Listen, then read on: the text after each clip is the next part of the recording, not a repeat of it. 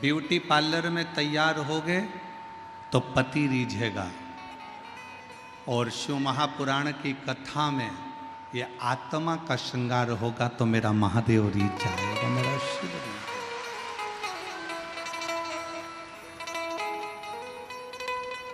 वो कहते हैं ना, वो कितनी सुंदर है माँ तेरी नगरी, बोले पैदल चले जब बहुत सुंदर श्रृंगार हो, बहुत सुंदर साज हो, बहुत सुंदर श्रृंगारों से परिपूर्ण, क्यों नहीं साधेगा?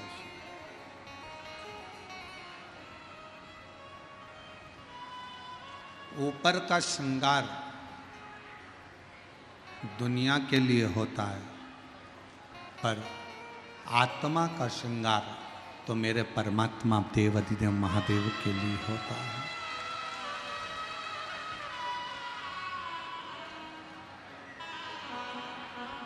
शिव के लिए, भगवान शंकर के लिए, भगवान शंकर के लिए, भगवान शिव के लिए होता है।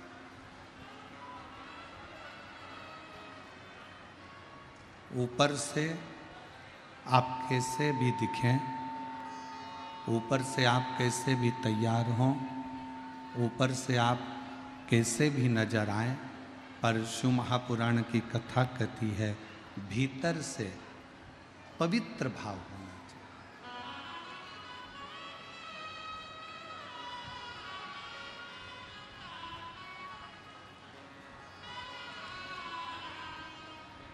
एक बहन ने एक पत्र लिखा है,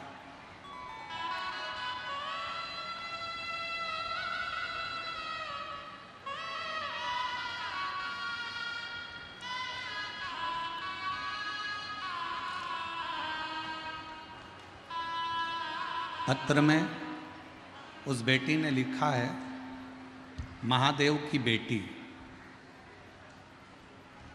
बागमारा जिला पूर्णिया बिहार से आई। महादेव की बेटी, घर है बागमारा जिला पूर्णिया बिहार से आई। अब पत्र देखिए, एलईडी पर पढ़िएगा आप लोग।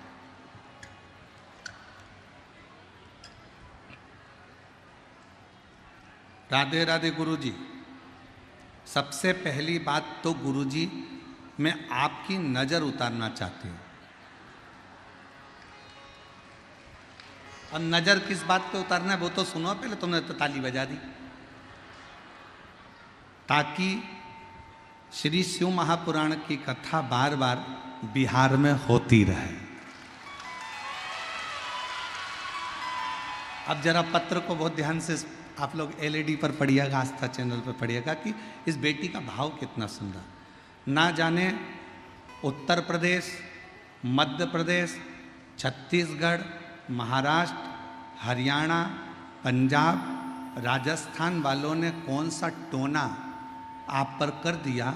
आप जब देखो जब वहीं जाते हो, हमारे बिहार नहीं आते हो।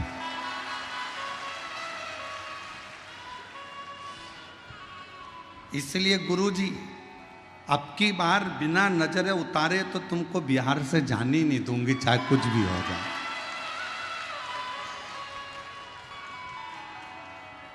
जहां बैठी हो मेरी बहन, आजा आजा। मैं महादेव की बेटी, घर बागमारा जिला पूर्णिया बिहार से हूं। महाराज, कितना सुंदर भाव, कितना सुंदर स्मरण, कितना सुंदर विचार।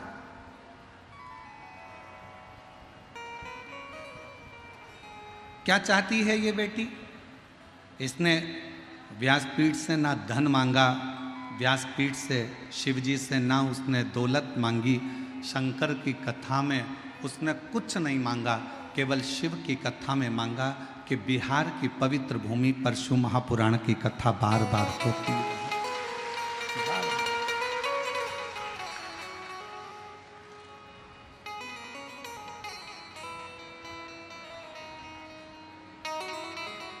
और मैंने तेरे भरोसे भोले तेरे ही भरोसे हवा बिच उड़ती जावांगी बाबा डोर हत्तो छड़ी मैं कटी जावांगी भोले मैं तेरी।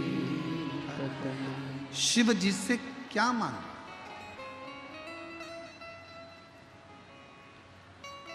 जैसे बेटी ने भगवान शंकर से बार बार बिहार में शिव पुराण की कथा मांगी है, आप भी जब एक लोटा जल लेकर जाएं, वो लोटे के जल में आपका दिल लेकर जाओ और शंकर जी को समर्पित कर कर कहो कि बाबा आप हम पर अपनी कृपा की दृष्टि बनाकर रखना। ये सृष्टि कितनी भी बुरी हो, ये संसार कितना भी बुरा हो, ये सृष्टि कितनी भी विचित्र हो, दुनिया के लोग चाहे कितना भी दुख दें, दुनिया के लोग चाहे कितना भी दर्द दें, दुनिया के लोग चाहे कितना भी ताना दें, दुनिया के लोग चाहे कितनी भी गाली दें, पर मेरे महादेव ये सृष्टि कैसी भी हो, पर आपकी दृष्टि अगर पड़ गई तो पूरी सृष्टि अपने आप सही हो जाए अपने आप।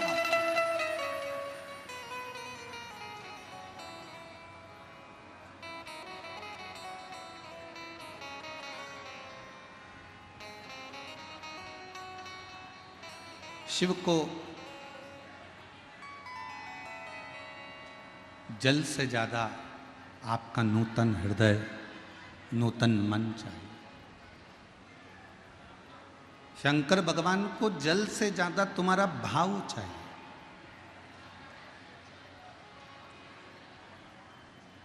निर्मल चित्त चाहिए,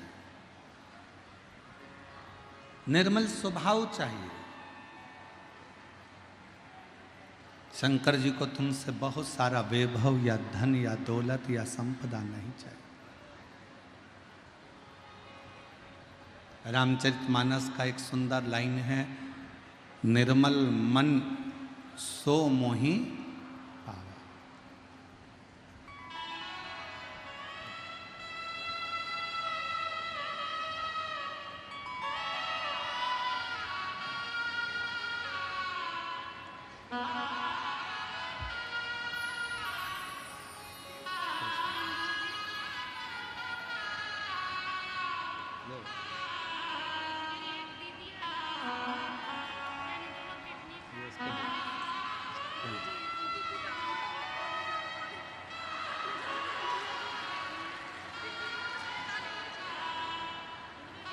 अच्छा वो भी भेजी थी क्या?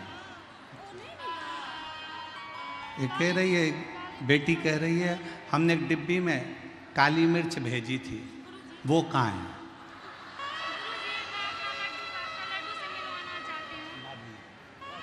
अब ऐसे ही उतार दे।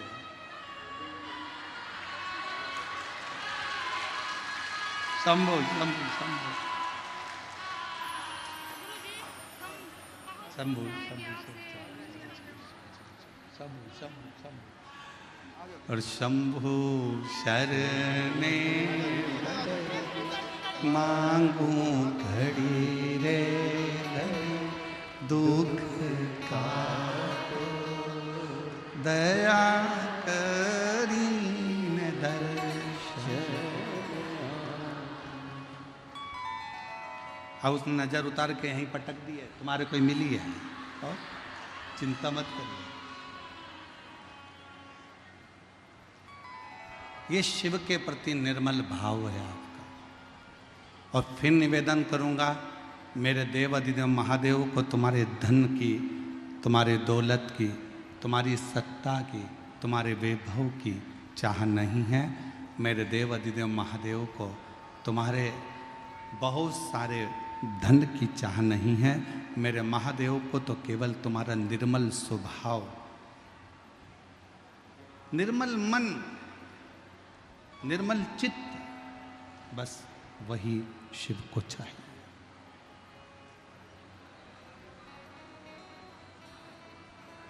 आज ब्रह्मा भगवान विष्णु और भगवान शिव, तीनों देव एकत्रित।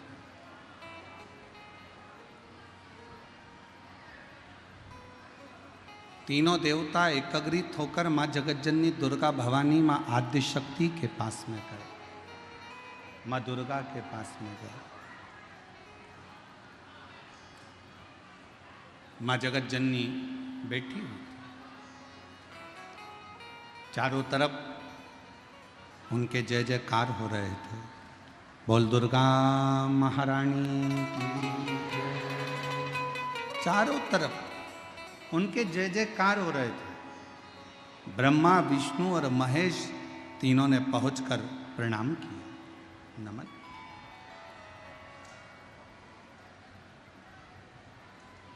एक नारी शक्ति का सम्मान कैसे होना चाहिए, ये शिव की कथा कहती है।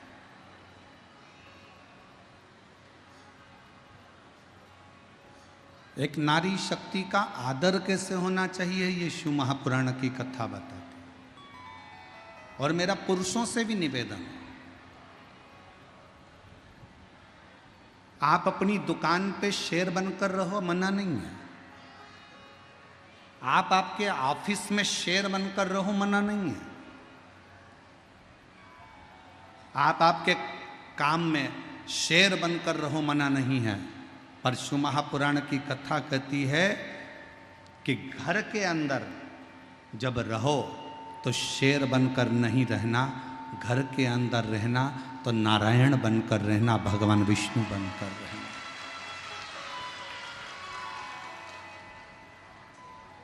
अगर तुम, जितने मेरे जीजा बैठे हैं, जितने मेरे भाई बैठे हैं, सावधानी से सुनना कि दुकान पर शेर बनकर रहो, नौकर को चिल्लाओ, मना नहीं। ऑफिस में शेर बनकर रहो, तुम्हारे नीचे वर्कर को चिल्लाओ, मना नहीं। तुम राज सिंहासन पर बैठो तो शेर बनकर बैठो, पर शिव पुराण की कथा कहती है कि घर में रहना तो शेर बनकर मत रहना, घर में रहना तो भगवान विष्णु बनकर रहना। अगर भगवान विष्णु बनकर रहोगे तो तुम्हारी पत्नी तुम्हारे चरण दबाएगी। अगर तुम घर में शेर बनकर रहोगे तो वो भी शेरा वाली बन जाएगी। इसलिए सावधान।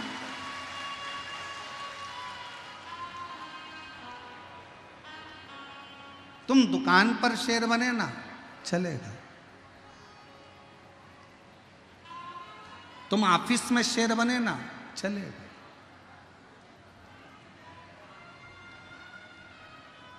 तुम अपने व्यापार में शेर बनोगे, चल जाएगा। राज सिंहासन पर शेर बनोगे, चल जाएगा। काम करने जा रहे हो, वहाँ शेर बनोगे, चल जाएगा। पर आप अगर घर में शेर बनते हो तो वो श्रेष्ठ नहीं है, उसकी श्रेष्ठता नहीं है, वो श्रेष्ठता नहीं। घर में नारायण बनकर रहिए, घर में भगवान विष्णु का एक स्वरूप बनकर रहिए। और जब घर में नारायण बनकर रहोगे तो तुम्हारी धर्म पत्नी भी लक्ष्मी बनकर तुम्हारे चरण को दबाती रहेगी, चरण को दबाएगी।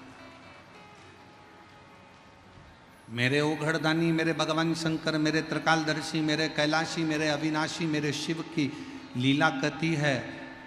शंकर भगवान, दुनिया के लोग कहते हैं कि ये संहार के देवता हैं, थोड़ी सी देर में क्रोध कर देते हैं, गुस्सा कर देते हैं। पर शिव महापुराण की कथा कहती है मेरे शंकर भगवान जब तक परिवार में रहते हैं तब तक उनको क्रोध नहीं आता। उनके मस्तक पर गंगा बैठी रहती है, चंद्र बैठा रहता है और गले में रुद्राक्ष पड़ा रहता है। परिवार में जब तक शिव हैं, परिवार में जब तक भगवान शंकर हैं, तब तक उनको क्रोध नहीं आता।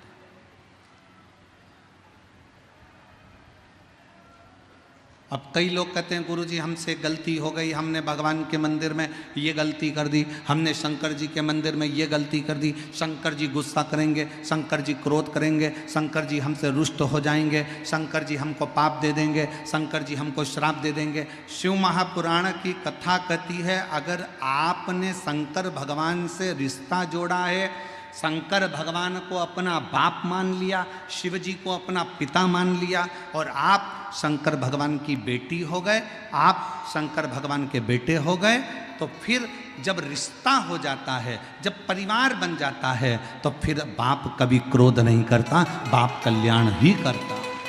पिता क्रोध नहीं, कल्याण करे।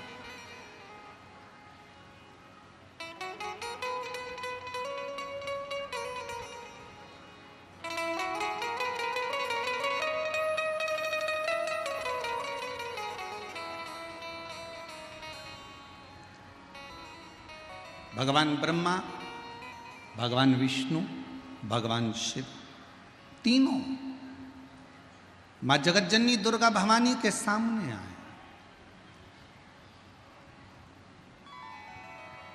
प्रणाम किया, नमन किया, आदर किया, सत्कार किया, सम्मान किया, सामने।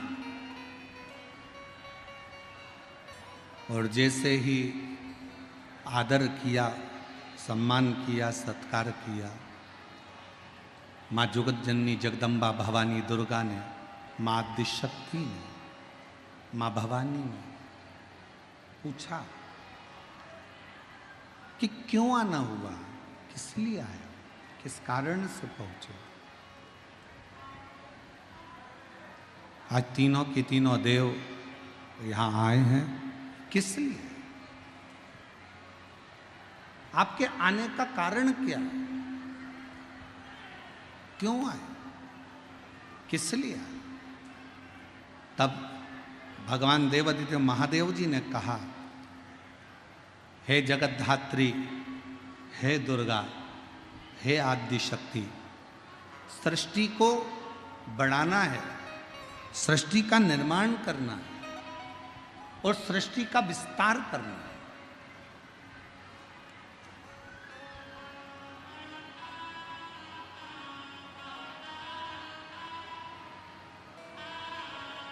इस सृष्टि का निर्माण करना है, इसका विस्तार करना है।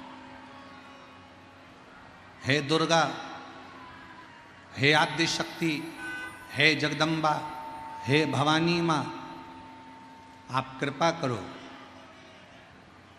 और बताओ कि सृष्टि का निर्माण कौन करे। मां दुर्गा भवानी ने कहा, इस सृष्टि का निर्माण के लिए ब्रह्मदेव को आगे कर दो, ब्रह्मा जी को। ब्रह्मा जी ने कहा, मैं सृष्टि का निर्माण कर दूंगा। बहुत सावधानी से शिव पुराण की कथा सुनिएगा। बहुत दूर दूर से आप लोग आए हैं, गर्मी अपार है, 200-500 रुपये खर्च कर कर ऑटो के यहाँ पहुँचे हो। अगर कथा छूट गई, थोड़े से बातचीत करने में, थोड़ा सा पानी का पाउच या सामान लेने में अगर कथा चूक गई, तो 5 रुपये 10 रुपये के चक्कर में करोड़ों का हीरा मत खो देना, शिव महापुराण मत खो देना। सावधान रहो।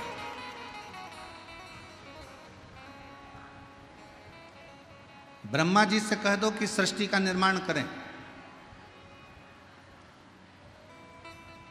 ब्रह्मा जी बोले, मैं सृष्टि का निर्माण करने को तैयार हूं, पर दिक्कत एक है।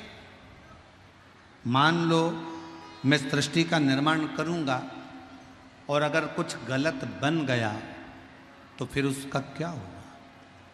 स्वयं देवादिदेव महादेव सामने खड़े होकर मां दुर्गा के सम्मुख में कहते हैं, ब्रह्मा जी आप सृष्टि का निर्माण करिए, अगर कुछ गलत हो भी गया, गलत बन भी गया, तो मैं उसका संहार कर दूं। आप करो सृष्टि का निर्माण।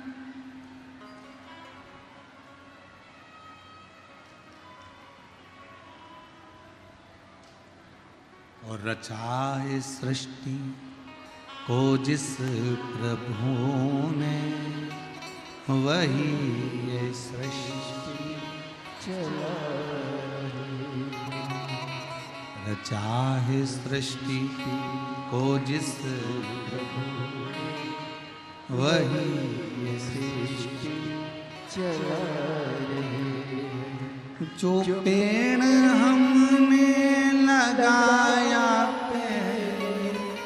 जो पेड़ हमने लगाया पहले उसी का फल अब हम पा रहे हैं। रचा है सृष्टि को जिस प्रभु ने वही ये सृष्टि चला। ब्रह्मलोक में होते तो ब्रह्मा जी तुमको साथ देते हैं, ब्रह्मा जी तुमको साथ दे। वैकुंठ लोक में होते तो भगवान नारायण तुमको साथ दे, भगवान विष्णु तुम्हें साथ दे।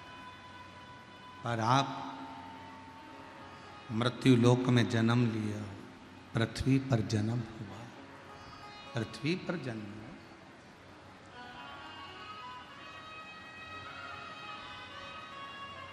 मृत्यु लोक में जन्म हुआ है। ब्रह्मलोक में रहते तो ब्रह्मा जी आपको साधते, वैकुंठ में जन्म लेते तो वैकुंठ अधिपति भगवान नारायण आपको साधते। पर आपका जन्म, हमारा जन्म इस पृथ्वी पर हुआ है, इसलिए याद रखना हमें साधने वाला कोई दूसरा नहीं होगा। स्वयं देव अधिदेव महादेव होंगे, स्वयं शिव होंगे, भगवान शंकर। कोई दूसरा नहीं साधने वाला। एक पत्र है, अच्छा है, देखिए।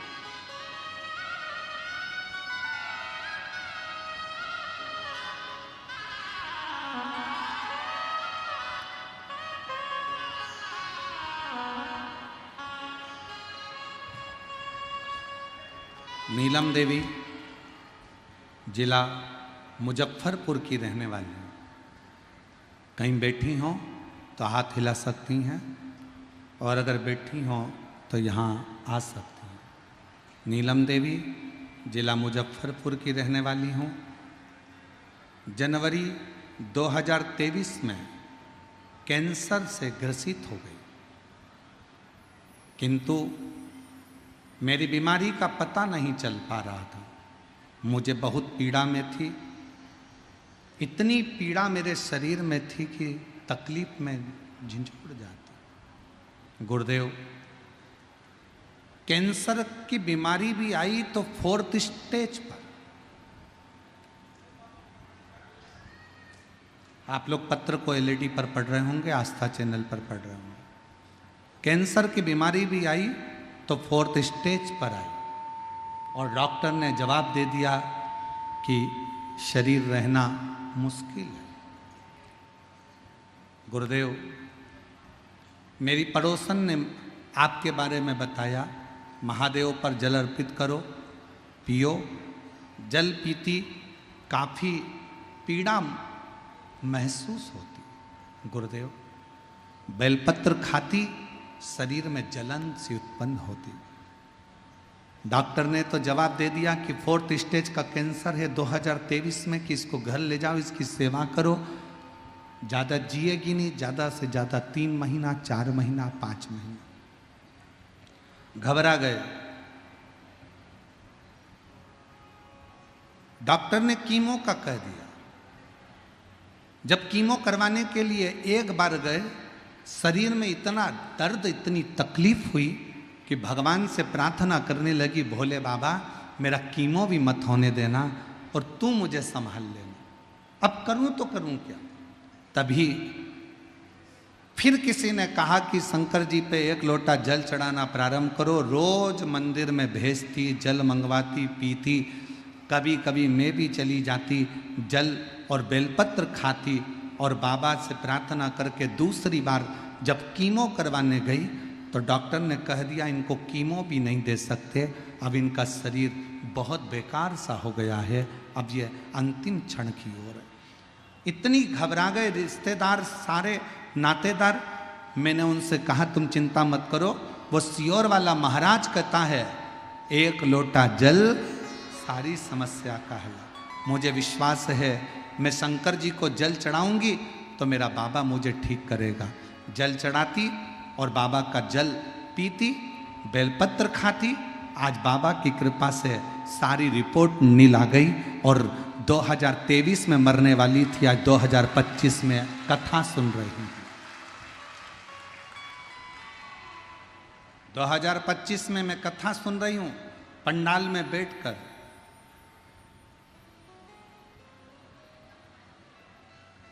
एक लाइन अच्छी लिखी है, पढ़ो और गुनगुनाओ। अरे मैं तेरे ही भरोसे, तेरे ही भरोसे हवा बिच उड़ती जावांगा, बाबा डोर हथो छड़ी नाम कटी जावा, भोले शंभु शिव की भक्ति किसको कहते?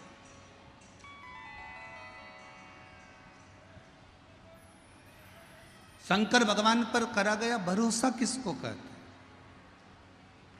एक मां अपने बच्चे को लेकर बैठी है,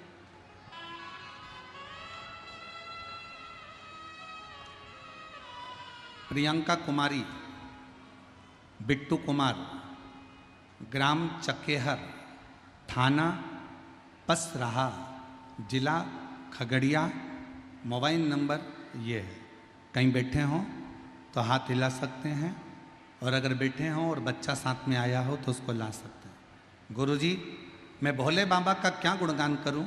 मैं 3 महीने की गर्भवती थी, तभी अचानक मेरे पेट में दर्द हुआ और ब्लड जाने लगा। तभी हम डॉक्टर के पास गए, सभी जांच हुई, तब डॉक्टर बोले कि अबॉर्शन करवा दो। अबॉर्शन करवाने को कहा, क्यों? क्योंकि बच्चे की धड़कन नहीं है। 3 महीने का गर्भ ठहरा, बड़ी मुश्किल से तो मेरा गर्भ ठहरा, बच्चे थे नहीं, और बाबा की कृपा से गर्भ ठहरा। पर डॉक्टर कहता है कि अबॉर्शन करवा दो, इस बच्चे को निकलवा दो, क्योंकि इस बच्चे की धड़कन नहीं है, ये बच्चा ठीक नहीं है। तभी हम रोते रोते घर आ गए, और मेरी सासू माँ आपकी कथा 4 साल से टीवी पर सुनती थी, तो बोली भोले बाबा पे भरोसा रखो, तुम्हारा बच्चा सही रहेगा, चिंता मत करो। मेरी सासू माँ रोज मंदिर जाती, बेलपत्र और जल देकर शुरू किया। उसके बाद मैंने बच्चे को, डॉक्टर ने तो कह दिया कि इस बच्चे को निकाल दो, मैंने बच्चे को डॉक्टर से प्रार्थना कर कर रखा। जितनी जांच होती, प्रत्येक जांच में डॉक्टर कहता बच्चे की धड़कन नहीं है, तुम मर जाओगी, इस बच्चे को निकाल दो। धीरे धीरे धीरे धीरे करते 5 महीने निकाल दिए, 6 महीने निकाल दिए, 7वां महीना आ गया और अचानक से पेट में दर्द और ज़्यादा बढ़ गया। डॉक्टर के पास गए तो डॉक्टर ने फिर एडमिट कर दिया, और एडमिट कर कर कहा कि अब तो ऑपरेशन कराना ही पड़ेगा, बच्चे को निकालना पड़ेगा, इसकी धड़कन नहीं है। और मेरे बाबा, मेरी सास ने कहा तू चिंता मत कर, भले 7वें महीने में बच्चे का जन्म हो, पर बाबा उसको जीवित रखेगा। और बाबा की ऐसी कृपा हुई गुरुदेव, 7वें महीने में बच्चे ने जन्म लिया, और बच्चा धड़कन नहीं थी ऐसा डॉक्टर कह रहे थे, जांचों में आया, पर मेरा बच्चे की धड़कन भी थी, श्वास भी थी, और मेरा बच्चा पूर्ण तरह से स्वस्थ पैदा हुआ, जिसका मैं फोटो लगा रही हूँ। अब बच्चे का फोटो देखिए जो पूर्ण तरह से स्वस्थ पैदा हुआ। आप लोग एलईडी पर, जहाँ जहाँ एलईडियाँ लगी हैं वहाँ पर इस बच्चे का फोटो देख सकते हैं, आस्था चैनल पर भी देख सकते हैं। बच्चा बाबा की कृपा से जीवित रहा, इसमें किसी ने कुछ नहीं करा, इसमें करा तो आपके विश्वास ने करा।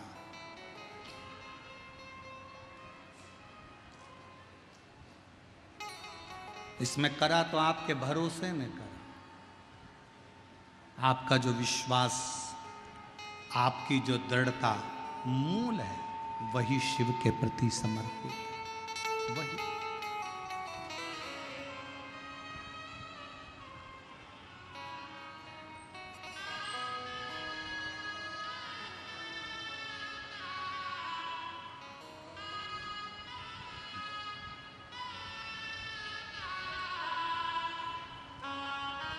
भगवान के प्रति आपका भाव जितना शुद्ध होगा, भगवान के प्रति जितना आपका भाव निर्मल होगा, मेरा शिव उतना मिलने के लिए आतुर होगा। और मेरे भोले तेरा सहारा है, मेरे भोले तेरा सहारा है, मेरी नैया का तू किनारा है, मेरी नैया का तू किनारा है। मेरे बाबा तुझे पुकारा है, मेरे बाबा तुझे पुकारा है, मेरी नैया का तू किनारा है, मेरी नैया का तू किनारा। आप जितने उस पर आश्रित हो गए, कभी मत कहो कि घर तुम्हारा है, कभी मत कहो कि दुकान तुम्हारी है, कभी मत कहो कि दुख तुम्हारा है, कभी मत कहो कि सुख तुम्हारा है, कभी मत कहो कि बहू तुम्हारी है, कभी मत कहो कि बेटा तुम्हारा है, कभी मत कहो कि बेटी तुम्हारी है, कभी मत कहो कि दामाद तुम्हारा है, कभी मत कहो कि ज़मीन तुम्हारी है, कभी मत कहो कि जायदाद तुम्हारी हो। तुम तो एक बात कहो कि जगत में कुछ अगर हमारा है तो वो विश्वनाथ, वो महाकाल मेरा है, वो शंभु मेरा, बाकी का कुछ नहीं, कुछ भी नहीं। शिव मेरा, शंकर मेरे, त्रिकालदर्शी मेरे, कैलाशी मेरे, अविनाशी मेरे।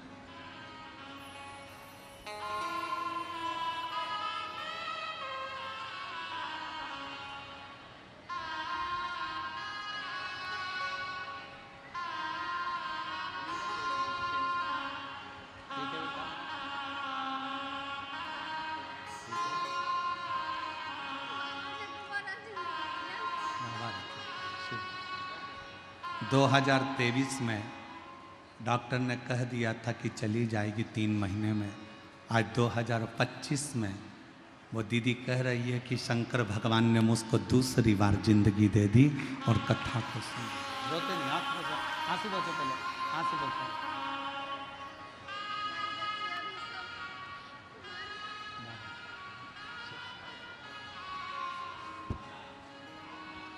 उसकी आश्रितता रखे।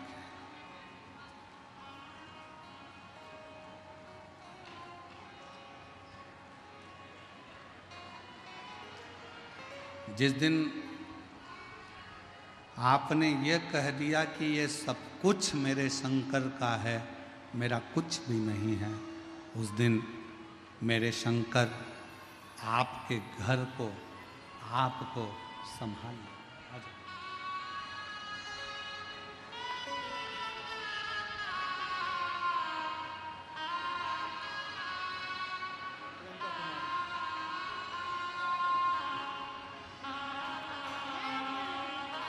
शंभो शंभो।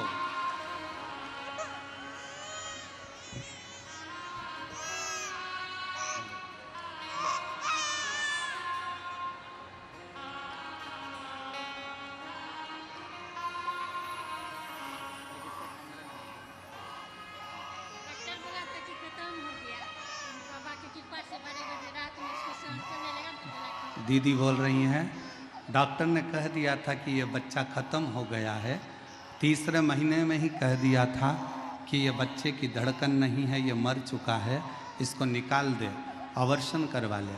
पर बाबा पर भरोसा रखते रखते 7 महीने निकाल दिए और शिव की कृपा से अब स्वस्थ है। डॉक्टर भी आश्चर्य में है।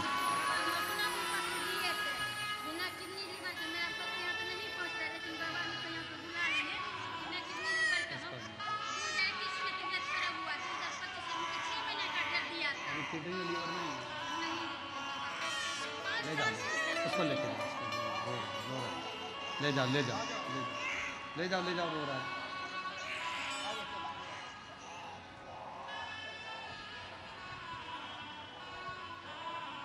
कभी कभी कथा में ऐसे शिव भक्त आते हैं तो बड़ा सोचना पड़ता है। ये जीजी जिसको बच्चा नहीं हो रहा था, क्यों? क्योंकि इसकी किडनी भी नहीं है और इसका लीवर भी नहीं है, और किडनी और लीवर दोनों डैमेज हो गए थे तो दोनों निकाल दिए गए थे पहले, तो बच्चा नहीं हो सकता था। पर शंकर पर भरोसा कर कर बच्चा ठहरा भी, और बच्चे को 3 महीने पर डॉक्टर ने कह दिया था ये धड़कन नहीं है, मर चुका है। और बाबा की कृपा से बिना किडनी लीवर के भी और बच्चे की धड़कन नहीं तो भी शंकर ने झोली भरी जरूर। वो शिव, वो शंकर, वो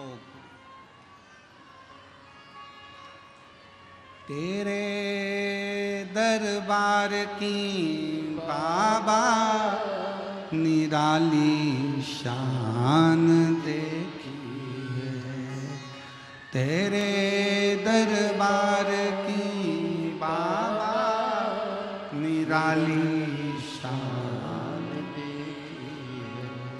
तुझे देते नहीं देखा पर झोली भरी देखी, तुझे देते नहीं देखा पर झोली भरी देखी है। मुख दुनिया मोड़े बाबा तू मुखड़ा,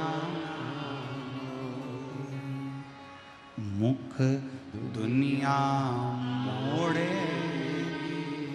बाबा तू मुखड़ा,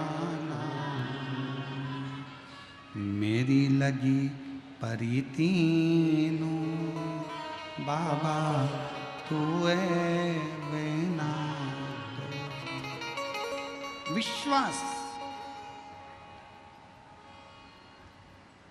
कितना भरोसा है आपका शंकर पर,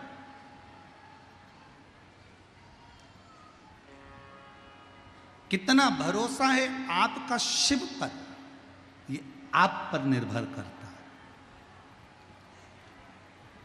और फिर निवेदन करेंगे, शिव महापुराण की कथा में अगर आना है तो विश्वास लेकर आना कि मेरा भोले बाबा मेरे दुख 3 महीने में काटेगा जरूर, तो दुख कटेगा। अगर आपका विश्वास नहीं है ना तो इतनी गर्मी में परेशान मत हो, अपने घर पर एसी के कमरे में कूलर लगा के सो। अगर विश्वास है, और तुम्हारे बिहार में अगर ये कथा हो रही है सिंहेश्वर में और विश्वास है, तो 200-500 किलोमीटर मत देखना, गाड़ी उठाना, बस पकड़ना, ट्रेन पकड़ना और सिंहेश्वर पहुंचकर बिहार की पवित्र भूमि पर कथा सुनना। विश्वास है तो, और विश्वास नहीं है तो भले तुम मधेपुरा में रहते हो, विश्वास नहीं है तो 9 किलोमीटर भी चलकर मत आओ, अपने घर पर एसी के कमरे में सो, आइसक्रीम खाओ, डनलप के गद्दे पर बैठे रहो, कथा में मत आओ। और अगर विश्वास है कि मैं जाऊंगी, मेरा बाबा मेरी झोली भरेगा, वहाँ की मिट्टी मेरे शरीर पर लगाऊंगी, मेरा बाबा मेरे दुखड़े काट देगा, तो 3 महीना तो जाने दो, 7 दिन के अंदर ही मेरा बाबा दुख निकाल। विश्वास हो तो आओ।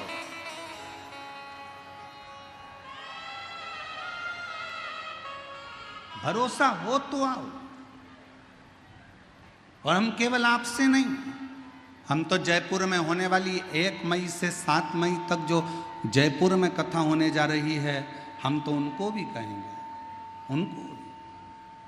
अगर विश्वास है तो कथा के पंडाल में जाकर एक बार कथा सुनकर देखो।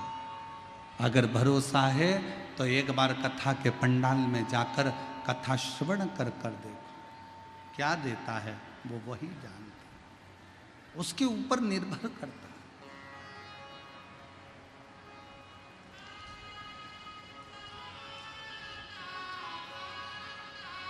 शिव कथा करो, भगवान शंकर का चरित्र कह रहा। ब्रह्मा, विष्णु और महेश तीनों ने जगत धात्री दुर्गा भवानी से आज्ञा ली, सृष्टि की रचना करना। ब्रह्मा जी तुम सृष्टि की रचना करो। ब्रह्मा जी ने पूछा कि सृष्टि की रचना करूं कैसे?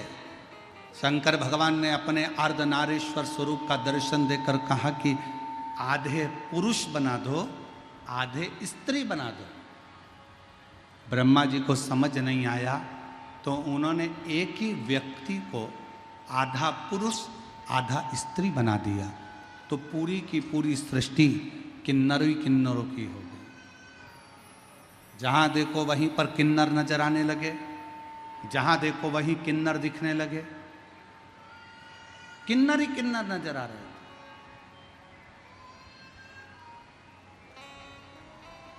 जब भगवान शंकर ने देखा, भगवान विष्णु को तो हंसी आ गई, हंसती। और भगवान नारायण को हंसी इस बात पे आई कि ब्रह्मा जी तुमको बनाना था पुरुष और स्त्री, और ब्रह्मा जी तुमने दोनों को जोड़कर किन्नर उत्पन्न कर दिया। जैसे ही भगवान विष्णु हंसे, शंकर भगवान की दृष्टि पड़ गई और शिव जी ने कहा, नारायण आप इन किन्नरों पर हंसे हो, इन किन्नर पर।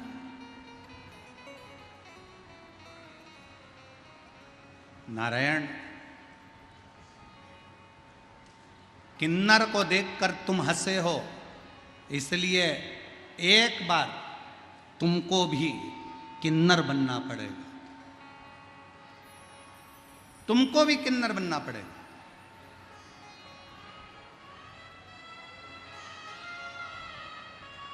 और समय आया था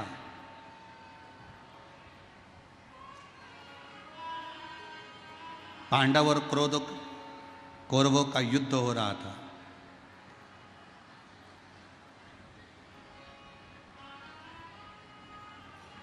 कुरुक्षेत्र की भूमि पर देवी को प्रसन्न करने के लिए कौरवों की ओर से और पांडवों की ओर से परिवार के एक व्यक्ति की बलि देना था। कौरवों ने तो खुशी मनाई कि हम 100 भाई हैं, हम में से एक आध मर भी गया तो 99 बच जाएंगे। पर पांडवों में से 5 भाई हैं और अगर एक की बलि चढ़ गई तो 4 ही बचेंगे। बड़ी चिंता पड़ गई, बहुत चिंता। पूरे हस्तिनापुर में खूब चिंता पांडवों को करें। भगवान कृष्ण ने अर्जुन से कहा, अर्जुन तुम जब वन में गए थे, तुमने एक नाग कन्या के साथ विवाह करा था, उलूपी के साथ में। उसका एक बेटा है आरावन, जाओ उस बेटे को लेकर आओ। अर्जुन गए और अपनी धर्मपत्नी उलूपी से अपने पुत्र आरावन को लेकर आए। और आरावन को लेकर आए और आरावन ने कहा, पिताजी मैं तुम्हारे साथ में युद्ध के लिए चलने को तैयार हूं, चलो मैं कौरवों को मार मार कर गिरा दूंगा। यह आरावन कहने लगा। जैसे ही युद्ध के मैदान में कुरुक्षेत्र में पहुंचे, भगवान द्वारकानाथ को प्रणाम किया। द्वारकाधीश ने आरावन को देखा और देखकर आरावन से कहा, आरावन तुम्हें किस लिए लेकर आए हैं, तुमको मालूम है? आरावन ने कहा, प्रभु मुझे तो नहीं मालूम। आरावन इस कुरुक्षेत्र की भूमि पर युद्ध के पहले दोनों परिवार में से एक एक परिवार के व्यक्ति की बलि देना है। कौरवों में से अगर एक बलि चली गई तो 99 बचेंगे, पर पांडवों में से अगर एक बलि में चले गया तो 4 ही बचेंगे। इसलिए तुम्हें बलि देने के लिए लाए हैं, तुम्हारी बलि दी जाएगी। रावण ने द्वारकानाथ के चरणों को प्रणाम कर कर कहा, द्वारकाधीश मैं बलि देने को तैयार हूं, पर मैंने सुना था अपनी मां के मुख से, अगर कोई कुंवारी अवस्था में मर जाता है ना, तो ना तो उसको पिंड मिलता है, ना उसका तर्पण होता है, ना उसकी तिलांजलि होती है, ना उसका गया श्राद्ध होता है, ना उसका गंगा तर्पण होता है। जो कुंवारी अवस्था में मर जाता है वो तो प्रेत की योनि में पड़ा रहता है, वो आहूत की योनि में पड़ा रहता है। और मैं कुंवारा हूं, अभी मेरी शादी नहीं हुई है, और अगर मैं कुंवारा मर गया तो मैं तो प्रेत की योनि में पड़ा रहूंगा। इसलिए प्रभु अगर मेरी बलि कल चढ़ाना है तो आज रात्रि को मेरा विवाह कर दीजिए। भगवान द्वारकानाथ ने पांडवों को बुलाया कि इसके लिए लड़की ढूंढो, एक रात्रि के लिए लड़की चाहिए, बस विवाह होगा, दूसरे दिन ये मर जाएगा।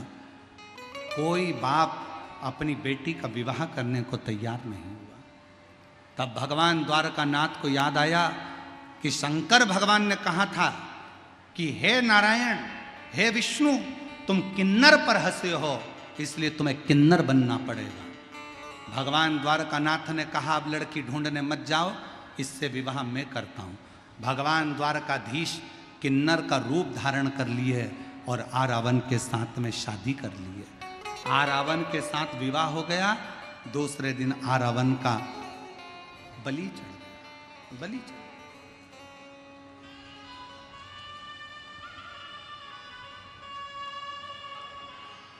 किन्नर मांग में सिंदूर भरते हैं, किन्नर पांव में बिछुड़ी पहनते हैं, किन्नर हाथ में चूड़ी पहनते हैं, किन्नर माथे पर बिंदी लगाते हैं, किन्नर गले में मंगलसूत्र पहनते हैं। दुनिया के लोग पूछते हैं तुम्हारा पति कौन है, तो किन्नर का पति आज भी किन्नर समाज में एक घड़े के साथ रात्रि को फेरे डलते हैं रावण के साथ, और उसका विवाह होता है और सवेरे वो घड़ा फोड़ा जाता है। भगवान द्वारकानाथ ने कहा था ये स्वरूप मैंने धारण किया है, एक किन्नर पर हंसा हूं इसलिए स्वरूप मुझे मिला, अखंड सौभाग्य का परिचारक रहूंगा मैं किन्नर का। इसलिए शादी हो, विवाह हो, बच्चे हो, किन्नर हमारे दरवाजे पर आकर नृत्य कर कर, भजन गाकर, बधाई गाकर, थोड़ी सी बधाई लेकर जाते हैं। परिचारक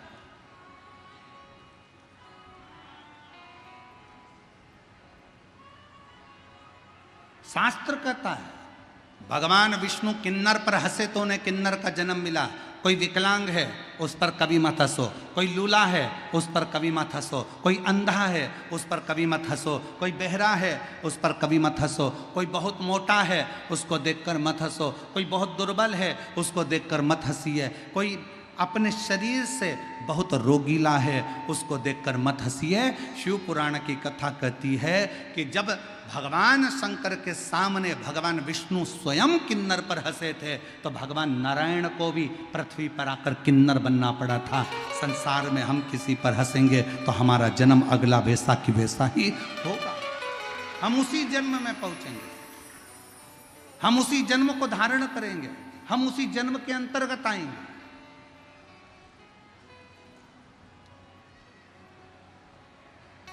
क्यों हंसे?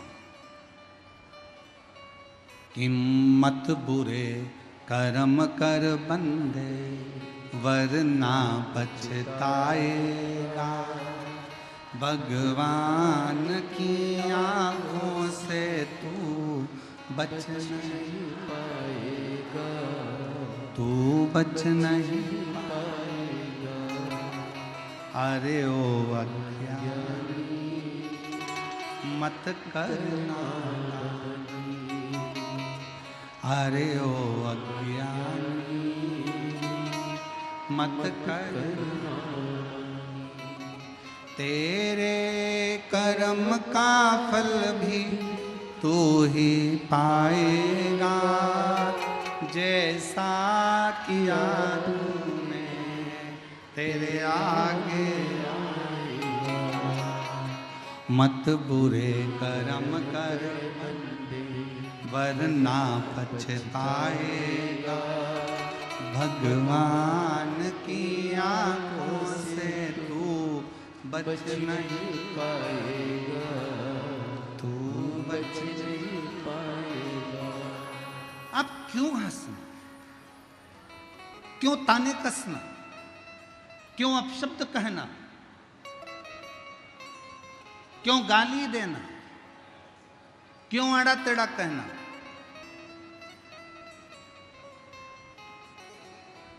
ए मेरे भाई,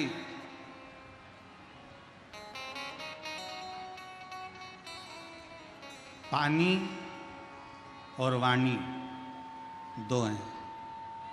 क्या क्या चीज? बोलो, जम के बोलो जरा।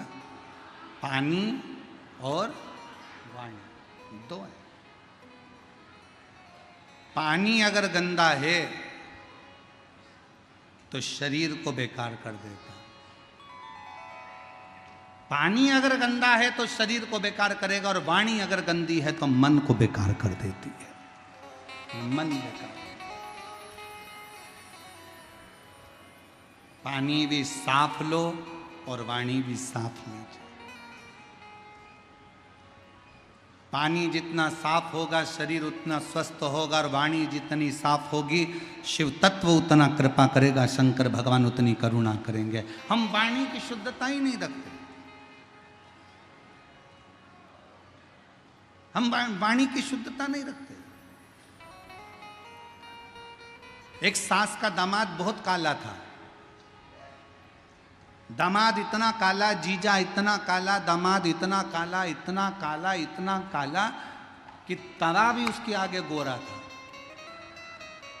और एक सास का दामाद इतना काला था, इतना काला। अब एक दिन दामाद घर पर आ गया।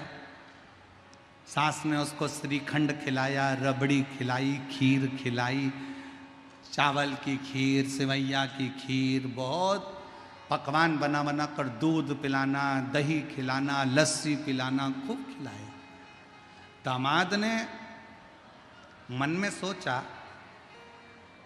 जितनी बार आया ये सास ने एक बार भी मेरा इतना सम्मान नहीं करा जितना सम्मान अब की बार करा। इतनी बार ससुराल आया पर सास ने कभी मुझे श्रीखंड, रबड़ी, लस्सी, दूध, मलाई, दही सास ने कभी नहीं खिलाया। पहली बार सास इतना सारा खिला रही है, समझ में नहीं आ रहा। जब दामाद ने कहा कि मम्मी अब मैं जा रहा हूँ, सास से जैसे ही कहा कि जा रहा हूँ वैसे ही सास ने हाथ जोड़ लिए दामाद के, नहीं साहब अभी मैं जाने नहीं दूंगी, अभी तो रहो, तुम आए हो, तुम्हारे चक्कर में मुझे भी दूध खाने को मिल रहा है, तुम्हारे चक्कर में मुझे भी श्रीखंड खाने को मिल रहा है, तुम्हारे चक्कर में मुझे भी दही खाने को मिल रहा है, तुम्हारे चक्कर में मुझे भी लस्सी पीने को मिल रही है। तो दामाद ने पूछा कि माँ मेरे चक्कर में क्यों मिल रहा है? इतने में सास बोली, दामाद मेरी भैंस को पाड़ा हुआ था, छोरा हुआ था भैंस का, और भैंस का छोरा मर गया, पाड़ा मर गया।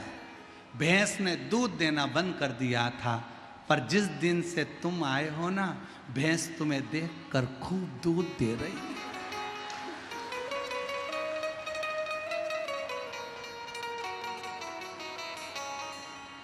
दामाद को लगा, बताओ मेरी सास मुझे भैंस का पाड़ा समझ रही है कि तुम्हें देख के दूध दे रही है। वाणी श्रेष्ठ हो, वाणी ऐसी बोलिए, अच्छा जम के बोलो, जरा जम के बोलो, वाणी ऐसी बोलिए जो मन का आपा खोए। पर आज के जमाने में वाणी ऐसी बोलिए जो जम के झगड़ा। पर उससे मत बोलिए जो तुमसे तगड़ा हो।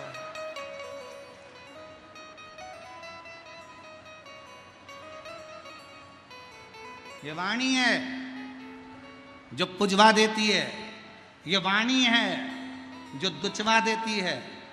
वाणी श्रेष्ठतम।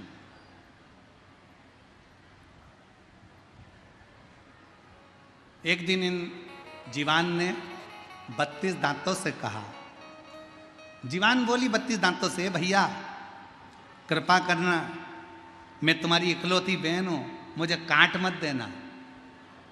जीवान जैसी बोली तो 32 के 32 दांत बोले, बहन तू चिंता मत कर, तेरी सौगंध हम तुझे कभी नहीं काटेंगे, पर बहन तू कृपा करना, किसी को आड़ी टेढ़ी मत बोल देना, नहीं तो एक ही में 32 के 32 भाई निपट जाएगा। एक ही। ये वाणी है।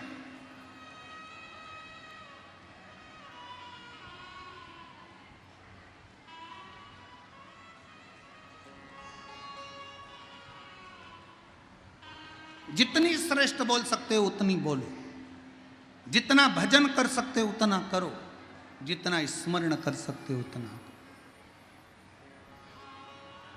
और मत बुरे कर्म कर बंदे, वरना पछताए भगवान बच नहीं पाएगा, ओ बच नहीं पाएगा। अरे ओ अज्ञानी मत कहना, फिर जन्म मिला ना मिला किसको मालूम। श्रेष्ठता में जी श्रेष्ठ। और तेरे डमरू की धुन सुन के मैं काशी नगरी आई हूँ, तेरे डमरू की धुन सुन के मैं काशी नगरी आई, तेरे डमरू की धुन सुन के मैं काशी नगरी आई हूँ। सब बोलो।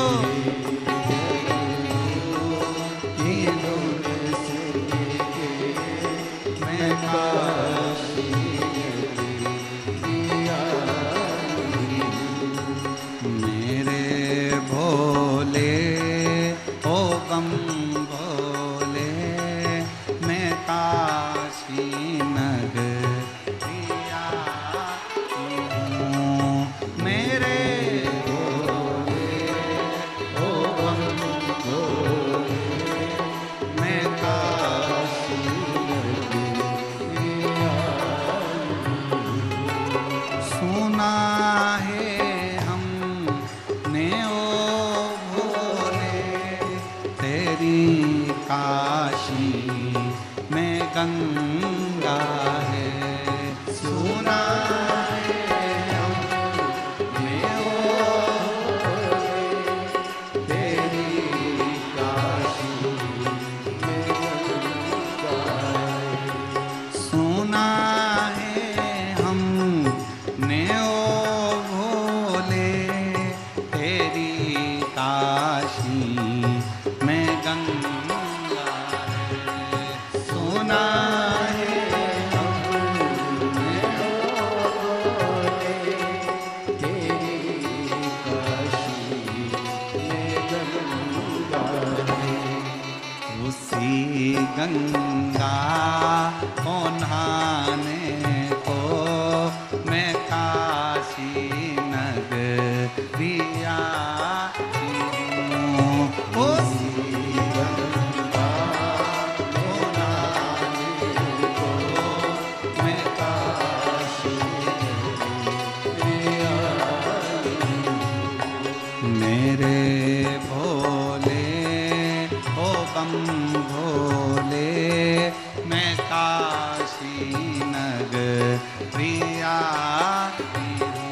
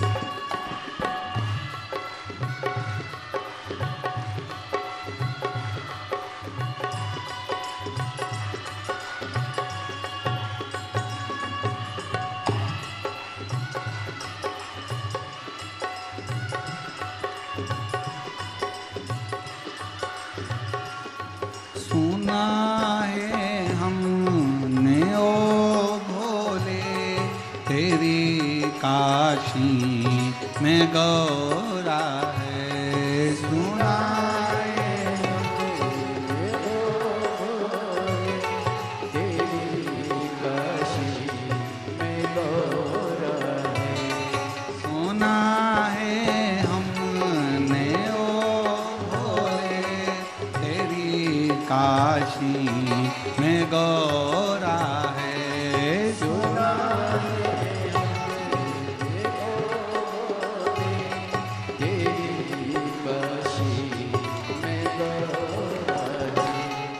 उसी गौरा को पाने को मैं काशी नगरी आई हूँ। उसी गौरा को पाने को मैं काशी नगरी आई हूँ। मेरे भोले ओ बम भोले मैं काशी नगरी आई हूँ। मेरे भोले ओ बम भोले मैं काशी नगरी आई हूँ। मैं काशी नगरी आई हूँ। मैं काशी नगरी आई हूँ। मैं काशी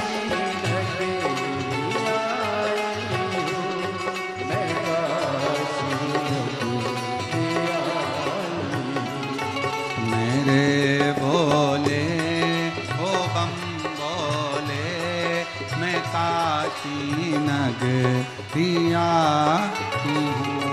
मेरे भोले ओ बम भोले मैं काशी नगरी आई हूँ। मैं काशी नगरी आई हूँ। मैं काशी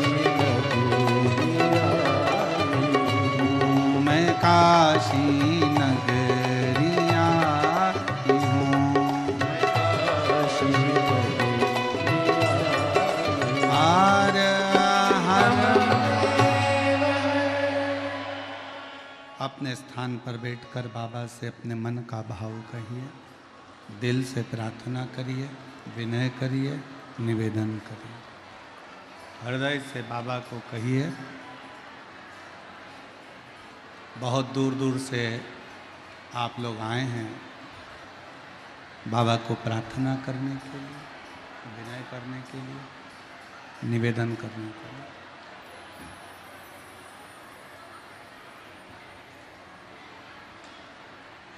मेरे भोले ओ बंधु, मैं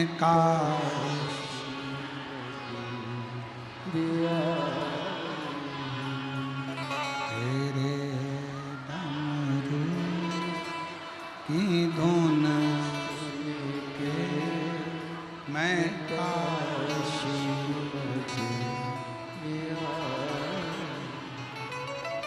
जहाँ जगह मिले वहाँ बैठ जाओ। हम जानते हैं कि पंडालों में जगह नहीं है, पर जहाँ आपको जगह मिले, और ऐसा नहीं, समिति ने जितना पंडाल लगा सकते थे उससे दुगना पंडाल समिति ने लगाया है, पर आप लोग इतनी संख्या में आए हो कि पंडालों में कहाँ जगह मिलने वाली है। जहाँ मिले वहाँ बैठकर कथा का रस्तत्व ग्रहण करें। सब लोग साथ में बोलेंगे, हृदय से साथ में प्रार्थना करें।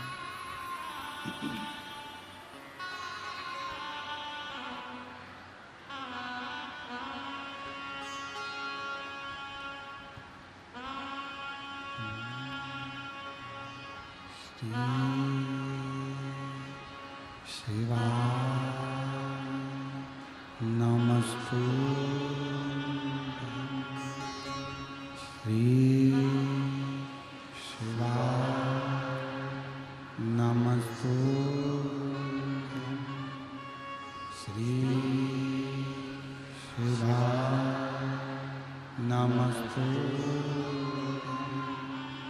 श्री शिवा नमस्तु श्री शिवा नमस्तु। भोला सब दुख काटो, ओ भोला सब दुख काटो। शिव शंकर जपो तेरी माँ,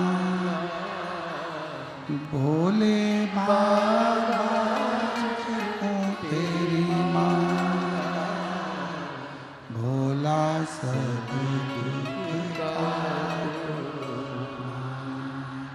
ओ भोला सब दुख काटो। वेश मंगल मंगल,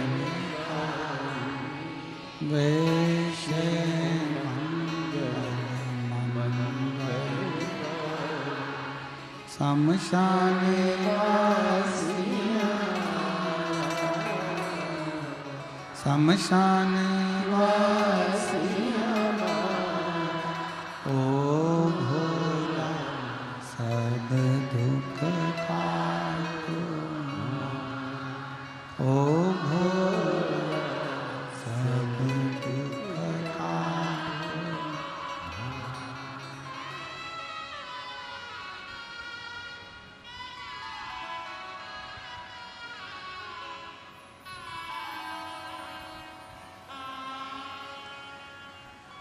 बाबा देवाधिदेव महादेव, भगवान शिव, ओगरदानी, तरकालदर्शी, कैलाशी, अविनाशी, भगवान शंकर की कथा कर रहे हैं।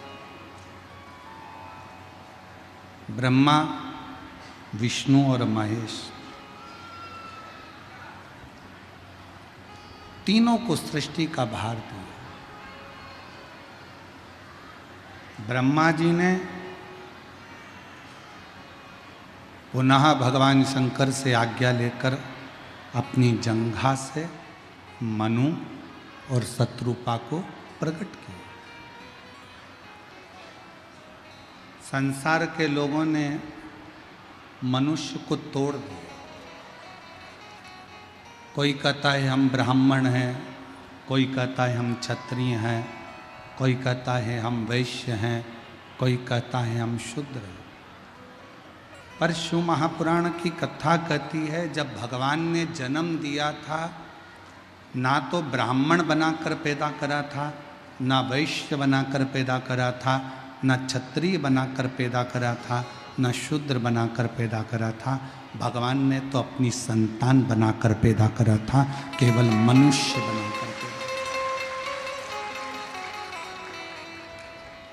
मनु और शत्रुपा की संतान है हम, इसलिए हमें मनुष्य कहते हैं, मानव कहते हैं। तोड़ने वालों ने हमें जातियों में तोड़ दिया। कोई ने ब्राह्मण बना दिया, कोई ने क्षत्रिय बना दिया, कोई ने वैश्य बना दिया, कोई ने शूद्र बना दिया। पर जागो, जात के नाम पर हमको नहीं बंटना, जाति के नाम पर हमको विभाजित नहीं होना। ये शिव पुराण को रखने के लिए 4 पाए की ये चौकी रखी है, चौरंग रखा है। ब्राह्मण, क्षत्रिय, वैश्य और शूद्र, 4 पाए, 4 स्तंभ हैं।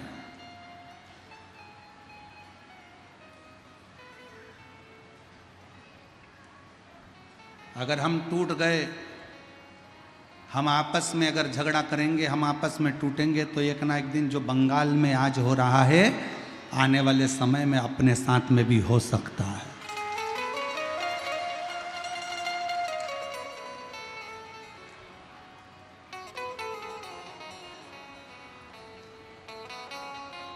आज बंगाल में रहने वाले सनातनियों को, आज बंगाल में रहने वाले भगवत भजन करने वालों को अपना अपना गांव छोड़कर, नगर छोड़कर भागना पड़ रहा। क्यों? क्योंकि हम ब्राह्मण में, क्षत्रिय में, वैश्य में, शूद्र में लड़ते रहे, बंटते रहे और वो उपद्री अपना उपद्रव मचाते रहे। हमें नहीं बंटना। बोलबम का नारा है। मेरे बिहार में रहने वाली मेरी जीजियों, बिहार में रहने वाले मेरे जीजाओं, बिहार में रहने वाली मेरी बेटियों, बेटाओं, मेरे माताओं और संपूर्ण भारत की भूमि पर जो भी शिव महापुराण की कथा इस बिहार की पवित्र भूमि से श्रवण कर रहे हैं, बिहार की पवित्र धरा से श्रवण कर रहे हैं, इस पवित्र भूमि से जो कथा को श्रवण कर रहे हैं,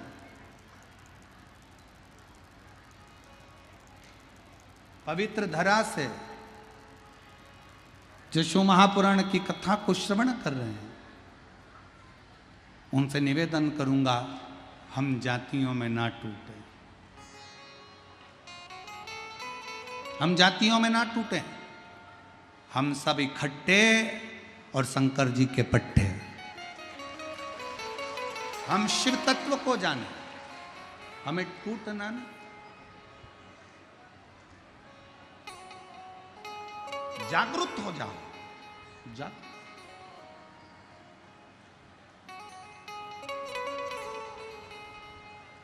ब्रह्मा जी ने मनु और शत्रुपा को प्रकट कर दिया। मनु शत्रुपा के पुत्र हुए उत्तानपाद प्रियवत, कन्या हुई आकुति, प्रसूति, देवहूति। जो शिव तत्व को जानते हैं। अच्छा ईमानदारी से बोलो, जितने लोग पंडाल में बैठे हैं, आप ब्राह्मण हो तो क्या शंकर जी केवल आपकी सुनेंगे? आप क्षत्रिय हो तो क्या शंकर जी केवल आपकी सुनेंगे? आप वैश्य हो तो क्या शंकर जी आपकी सुनेंगे? आप शूद्र हो तो क्या शंकर जी केवल आपकी सुनेंगे? शंकर भगवान की दृष्टि में ब्राह्मण, क्षत्रिय, वैश्य, शूद्र ये कुछ भी उनकी दृष्टि में नहीं आता। भगवान शंकर की दृष्टि में तो केवल एक बात आती है कि जो मेरा नाम उल्टा सुल्टा भी ले ले, वो मंत्र भी ना बोले, वो अनुष्ठान भी ना करे, और एक बार दिल से मुझे श्री शिवाय नमस्तुभ्यम कहकर पुकार ले तो मैं उसको अपना बना लेता।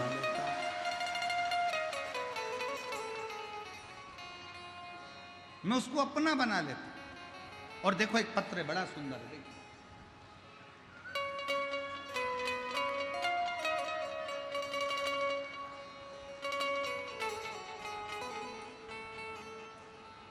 अतुल कुमारी, पति का नाम गुड्डू सिंह, मेरा मोबाइल नंबर ये है। बाबा, मेरी ननंद है जिसका पुत्र बचपन से न बोल सकता था न सुन सकता था। अगर अतुल कुमारी जी कहीं बैठी हों, गुड्डू सिंह जी बैठे हों, और अगर वो बच्चा भी कहीं बैठा हो तो उसको ला सकते हैं। मेरी ननंद है जिसका पुत्र बचपन से ना बोल सकता था ना सुन सकता था। जब हम उसको बाबा डॉक्टरों को दिखा दिया, बता दिया, पर डॉक्टरों ने भी कह दिया कि ये बोल नहीं पाएगा, सुन नहीं पाएगा।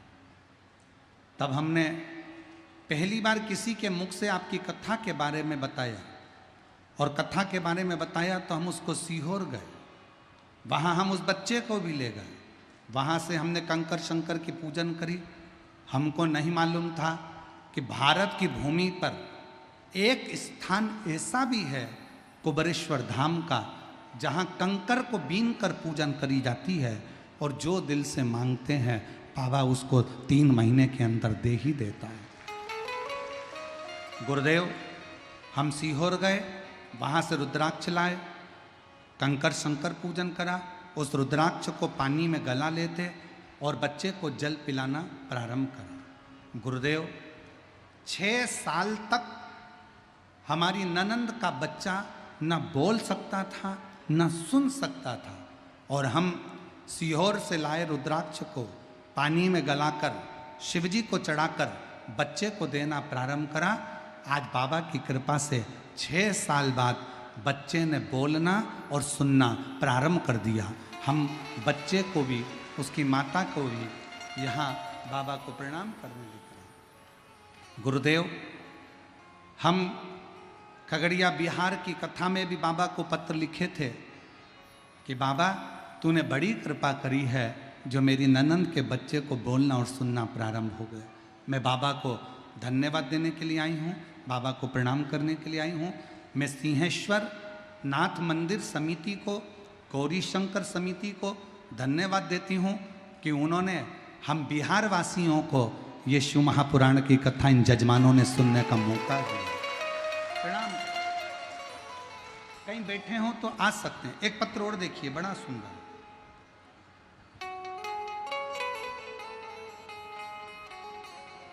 मेरा नाम मुन्नी सिंह है, पति का नाम चंदन सिंह है।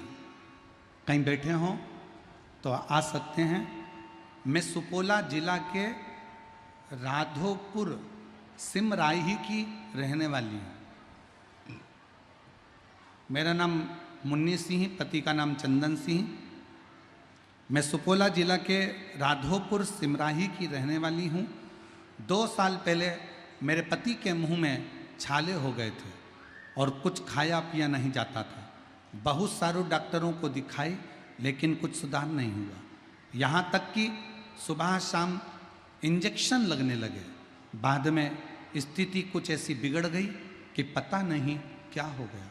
यहाँ से हम उनको प्राइवेट डॉक्टर से लेकर पटना IGMS हॉस्पिटल लेकर गए, जहाँ उनकी जांच के बाद पता चला कि उनको कैंसर हो गया है। उन्होंने जांच कर बताया, पत्र को पढ़ रहे हो ना आप लोग, LED पर पत्र आ रहा होगा, आस्था चैनल पर आ रहा होगा। उनको कैंसर हो गया और ऑपरेशन की स्थिति बन गई। तब मेरी दोस्त रेशमी मिश्रा ने बताया कि घर के बगल में अगर शिव जी का मंदिर है तो तू एक लोटा जल चढ़ा, शंकर जी के मंदिर में चढ़ाया हुआ जल तेरे पति को दे, बेलपत्र ला कर दे। पति से खाया नहीं जाता, पानी पिया नहीं जाता, कैसे दूं? जल लाती, चेहरे पर लगा देती, मुंह पर लगा देती, पीने के लिए 2 बूंद दे देती। गुरुदेव, मैं बाबा का क्या धन्यवाद करूं, मेरे पास तो शब्द नहीं है। मेरे जैसे गरीबड़ी पर शिव ने क्या कृपा करी। गुरुदेव, हम ऑपरेशन कराने के लिए, कैंसर के ऑपरेशन के लिए वापिस IGMS अस्पताल पटना में पहुंचे और फिर जांच शुरू हुई। और जैसे ही जांच शुरू हुई तो डॉक्टर ने जांच कर कर कह दिया कि इस व्यक्ति को कैंसर नहीं है, ये ठीक हो गए। इस व्यक्ति को कैंसर नहीं है और इनकी सारी जांचें नील आ गई। और आज मेरे पति पंडाल में भक्तों की सेवा भी कर रहे हैं और कार्यकर्ता के रूप में काम भी कर रहे हैं। मेरे पति का नाम चंदन सिंह है, मैं मुन्नी सिंह हूँ। अगर चंदन जी कहीं बैठे हों तो आप आ सकते हैं और बेलपत्र ले सकते हैं। शिव तत्व किसको कहते हैं?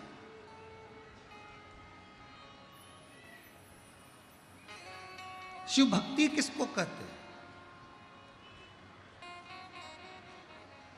शिव की उदारता किसको कहते हैं?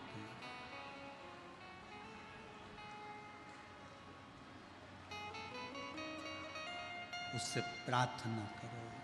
अंत समय प्रभु, हे मेरी बिहार की जीजियों, मुझे विश्वास है तुम्हें शिव पुराण की एक एक लाइन याद है।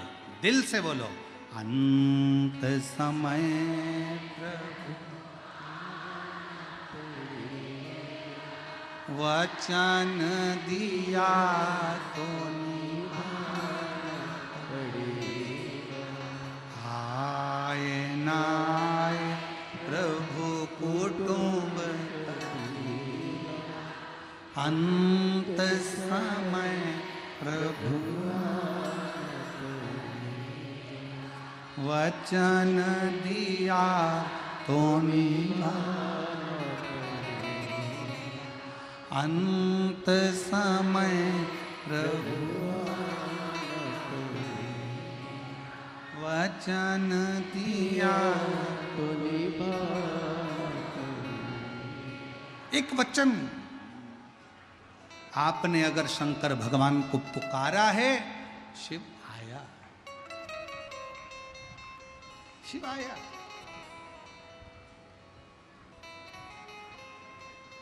उस बहन ने लाइन में लिखा है, मेरे पति इन सब बातों पर भरोसा नहीं करते थे। मेरे पति कहते थे ऐसे ढेरों महाराज टीवी पर आते हैं, उनकी बात अगर सत्य हो तो क्या बात है। मैंने अपने पति से कहा, वो सीहोर वाला महाराज कथा नहीं करता है, वो सीहोर वाला महाराज नहीं, उसके शिव स्वयं सीहोर वाले महाराज के वाणी के रूप में शंकर ही खुद बोलता है। हमने सुना है और मेरा विश्वास कहता है, अगर आप जल पियोगे, शंकर पर चढ़ी बेलपत्र खाओगे, तो मैं कहती हूं मेरा बाबा तुम्हारा कैंसर अच्छा करेगा। गुरुदेव, मेरे पति ने भी कह दिया, अगर मैं ठीक हो गया और मेरा कैंसर नहीं निकला तो जहां कथा होगी उस पंडाल में खूब सेवा करूंगा। आज मेरा पति इस पंडाल में सेवा कर रहा है क्योंकि बाबा ने उसको कैंसर से मुक्त किया। शिव तत्व किसको कहते हैं?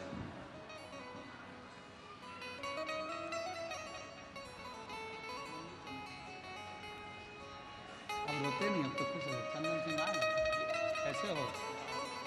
बढ़िया है, तबीयत ठीक है? एक बार ताली बजाओ इस बाबू के लिए।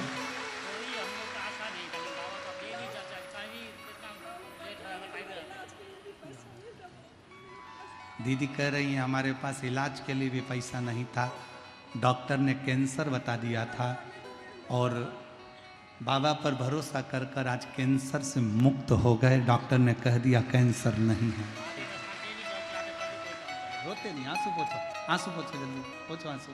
अच्छा खुश होकर जाओ, खुश होकर। इन बहन को भी धन्यवाद दो जिन्होंने इनको मंदिर जाना बताया कि बीमारी ज़्यादा है ना तो मंदिर चले जाओ, शंकर जी को जल चढ़ाओ, लोटा भर के जल चढ़ाओ, बेलपत्र खाओ, शिव जी पे चढ़ा जल पियो, ठीक हो जाओ। हम तो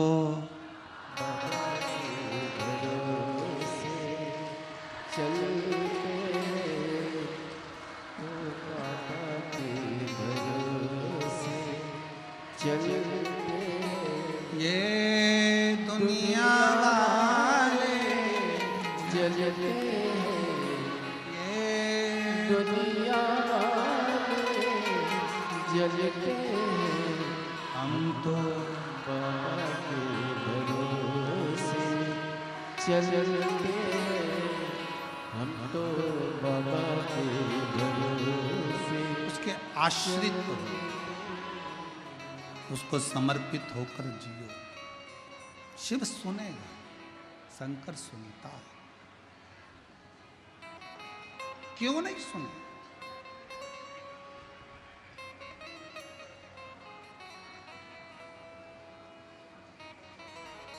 हम जब सीहोर से निकले तो हमने कुणाल को कहा, कुणाल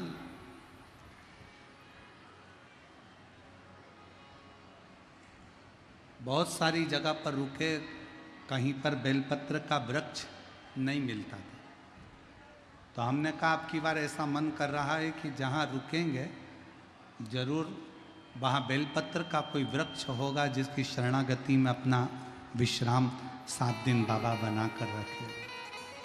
और मैं चौधरी जी को धन्यवाद देता हूँ,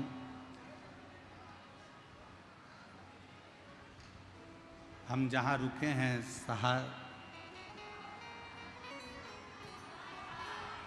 सहारा सा, तो वहाँ हम रुके हुए हैं और शुभम जी, अंकित जी और उनका पूरा परिवार बड़ी सेवा में लगा बहुत। अब हमारा इतना तो मिलना इन लोगों से होता नहीं क्योंकि हम लोग पाठ में लगे रहते हैं, जप में लगे रहते हैं, भजन में लगे रहते हैं, अपनी स्तुतियों में लगे रहते हैं। दुनिया के लोगों को लगता है कि महाराज जी हमारे घर आए, हमारे घर आए, हमारे घर आए। जीजियों, हमारा एक नियम है, हम जिस भी घर में रुकें, जिस गांव में रुकें, जिस नगर में रुकें, वहाँ पर भगवान शंकर की जितनी मंत्र जाप हो सकता है उतना करें, जिससे जिस घर में रुके हैं उनका भी कल्याण हो और पूरे भारत का कल्याण, पूरे प्रदेश का कल्याण।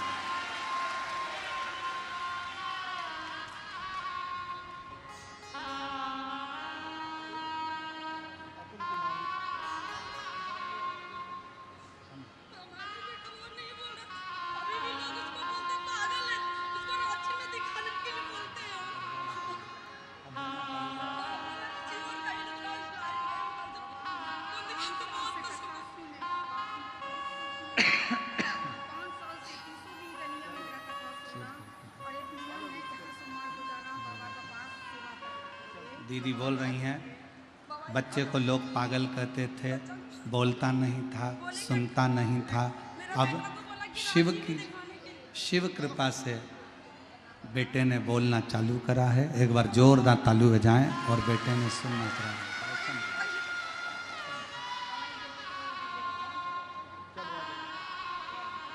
और शंभो शरणे मांगू दुख दया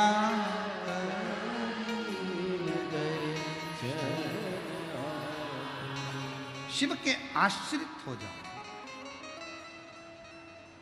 ब्राह्मण, क्षत्रिय, वैश्य और शूद्र में हमको बांटा जा रहा है, पर सही मायने में देखा जाए तो हम मनु की संतान है, मनु शत्रुपा की संतान है और हम मनुष्य हैं, हम मानव हैं और हम जैसे भी हैं वैसे हमारे देव अधिदेव महादेव के हैं, शंकर के, शिव के,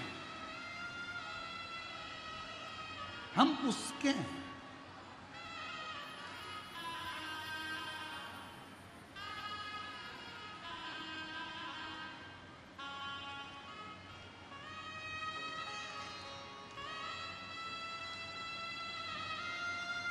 शिव कथा कह रही है। मनु शत्रुपा के उत्तानपत प्रियवत हुए, कन्या देवहूति प्रसूति आकुति हुई। उत्तानपाद की विवाह होने के बाद में उनकी धर्म पत्नी का नाम था सुनीति। पर सुनीति के गर्भ से कोई संतान नहीं।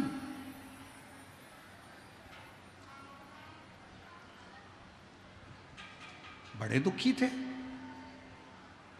एक दिन सुनीति ने अपने पति उत्तानपाद से कहा कि मेरे गर्भ से औलाद नहीं हो रही है, आप एक काम करो, मेरी ताऊ की लड़की है सुरुचि, उससे तुम विवाह करो,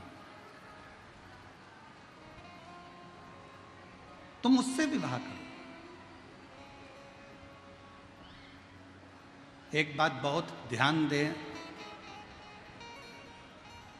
जब भी शंकर के मंदिर में एक लोटा जल चढ़ाने के लिए जाएं, जो हम इस व्यासपीठ पर बैठकर बाबा के दरवाजे पर मांगते हैं, वो आप भी मांगो। हम इस व्यासपीठ से जब प्रारंभ करते हैं कथा तो बाबा को विनती करते हैं, और जब व्यासपीठ पर कथा को विराम करते हैं तो बाबा से विनती करते हैं कि बाबा, किसी स्त्री की, किसी महिला की गोद खाली मत रखना, और किसी पुरुष की जेब कभी खाली मत रखना। जिस नारी की गोद खाली रहती है ना, उसको बहुत ताने दिए जाते हैं, बहुत गाली दी जाती है, बहुत अपशब्द कहा जाता है, बहुत आड़ा टेढ़ा बोलते हैं लोग। और जिस पुरुष की जेब खाली रहती है ना, उसको भी लोग बहुत आड़ा टेढ़ा कहते हैं। एक लड़का इसी कथा के मंडप में बैठा हुआ है, जो किसी की दुकान पर काम करता था।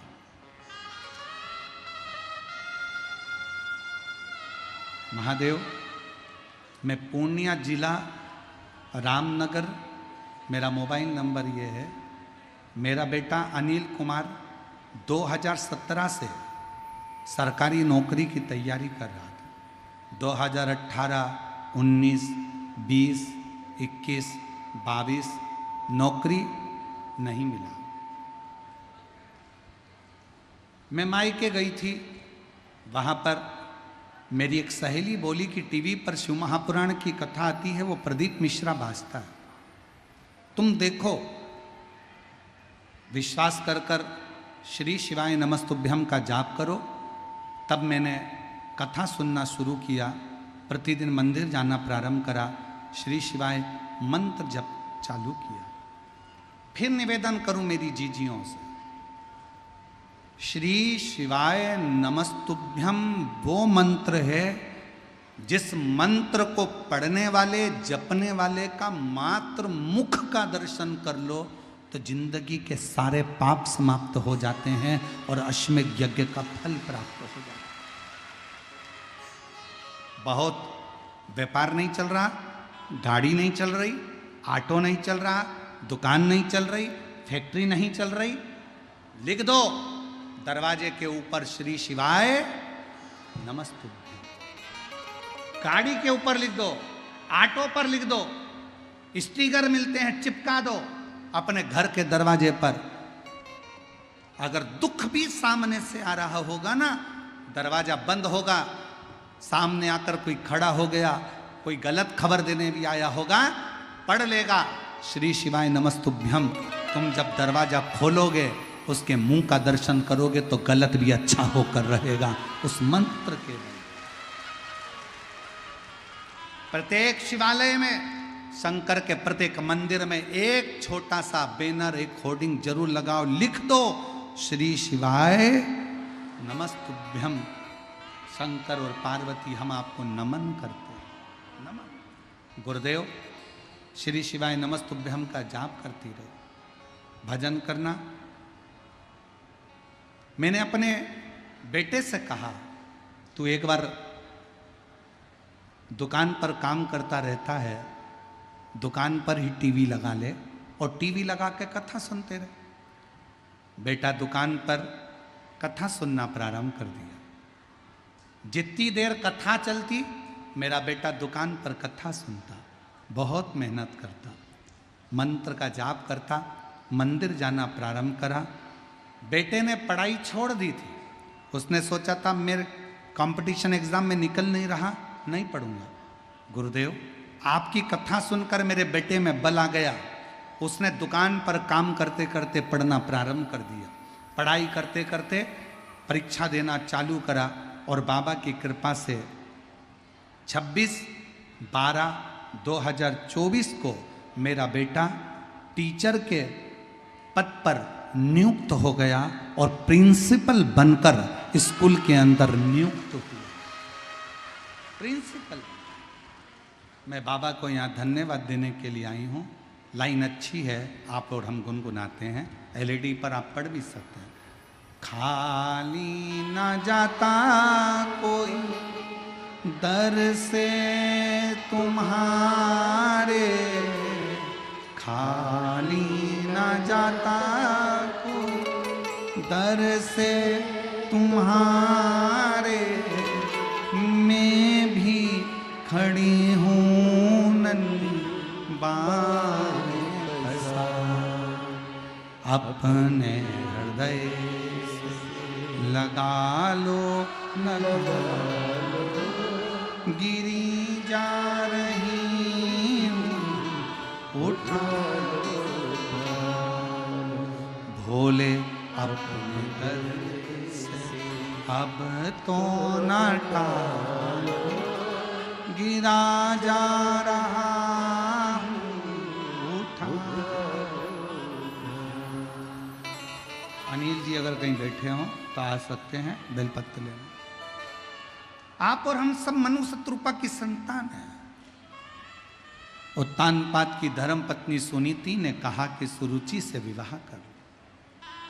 पति ने मना किया, नहीं माना। पत्नी नहीं मानी, पति का विवाह सुरुचि के साथ करवा दिया। जिस दिन सुरुचि का विवाह हुआ, विवाह कर कर सुरुचि अपने पति के साथ घर में आई, उसी दिन सूचना मिली कि सुनीति का गर्भ ठहर गया। ये भी मां बनने वाली है, इसका गर्भ ठहर गया। सुरुचि को क्रोध आ गया और सुरुचि को इतना क्रोध आया कि जब मेरी बहन, मेरे चाचा की लड़की जब गर्भित होने वाली थी, गर्भ धारण करने वाली थी, तो मेरी शादी क्यों करी दूसरी? क्रोध आ गया। अपने पति से कहकर सुनीति को धक्के मारकर घर से बाहर निकलवा दिया। घर से सुनीति गर्भ से घर से बाहर चली गई, वन में रहने लगी। सुरुचि भी गर्भ से हो गई, उत्तानपाद के साथ अपने आनंदमय सिंहासन पर रहती, खूब आनंद से जीती।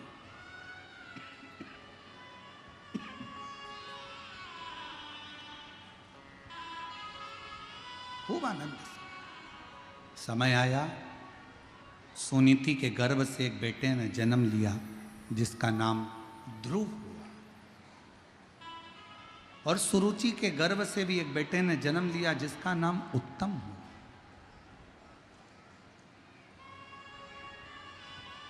ध्रुव जी वन में घूम रहे थे,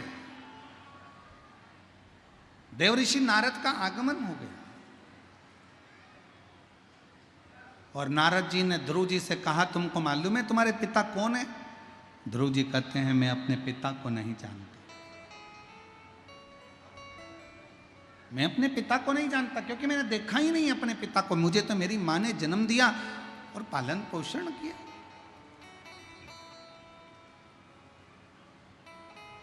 एक मां और एक महादेव, दो।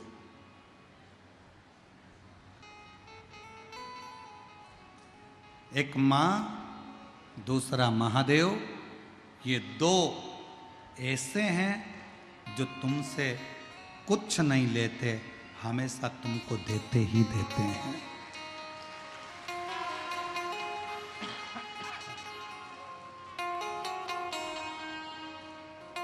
केवल केवल देते हैं।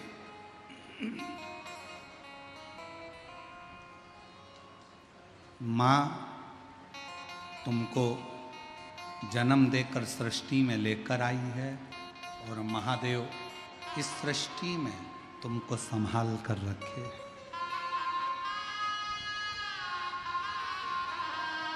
एक मां और एक महादेव दो ऐसे हैं जो तुमसे कुछ नहीं लेते, तुम्हें देते हैं। मां के पास जो होगा मां वो देती रहती है। बेटा कर्जे में हो गया, परेशान हो गया, मां ने अपना धन निकाला, जेवर निकाले, बेचकर पैसा दे दिया। महादेव तुमसे कुछ नहीं लेते, देते हैं केवल।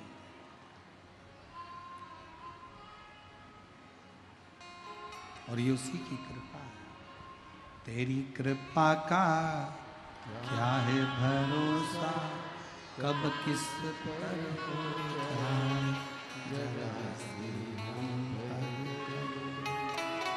जरा सी हम तेरी कृपा का क्या है भरोसा, कब किस पर हो जाए, जरा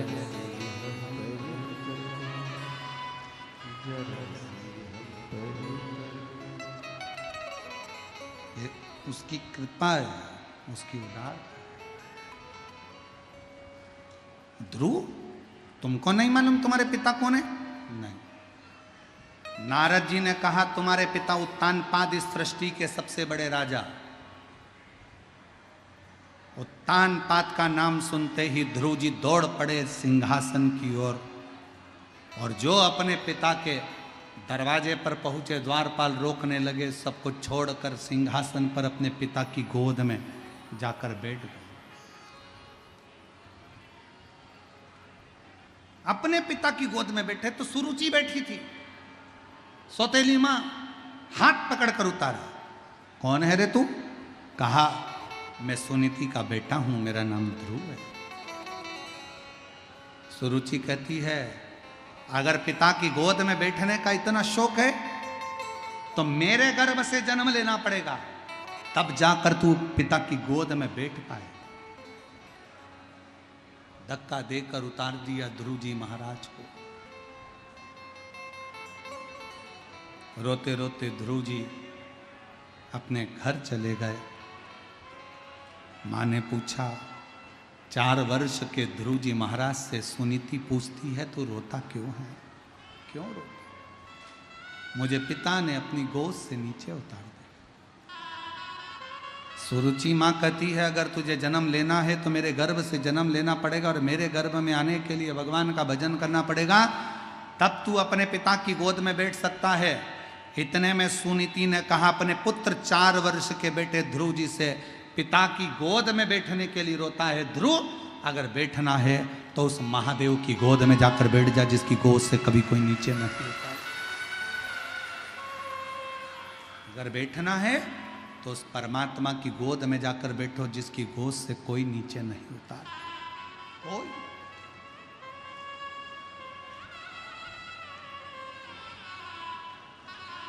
अच्छा ईमानदारी से बोलो रही मेरी जीजियों, कुर्सी पर बैठने वाले व्यक्ति को टेंशन रहती है कि मैं उठ गया और दूसरा बैठ गया तो? बोलो सही है कि गलत है? कुर्सी पर बैठने वाले व्यक्ति को टेंशन रहती है टूट गई तो? कुर्सी पर बैठने वाले को टेंशन रहता है कि कोई बैठ गया तो, कुर्सी चली गई तो, टूट गई तो। पर जो जमीन पर बैठे हैं उनको कोई टेंशन है? न टूटेगी न जाएगी, और कैसे भी बैठो पसक के, अपनी मर्जी है। विचार करिए, जो नीचे बैठा हुआ है उसको क्या टेंशन, जो जमीन पर बैठा है उसको चिंता नहीं है, उसको चिंता नहीं।